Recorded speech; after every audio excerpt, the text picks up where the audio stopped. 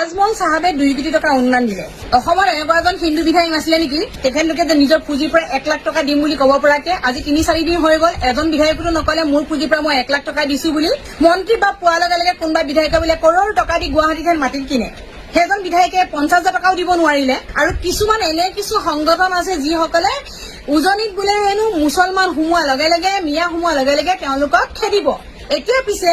সেই যে 2 কোটি টকাটো তেওঁলোকে যে অনুদান দিব উজনিত তেওঁলোকে গ্ৰহণ কৰিবলৈ দিব নে নিদিয়ে সেইকাৰণে কওঁ এই যে মুছলিম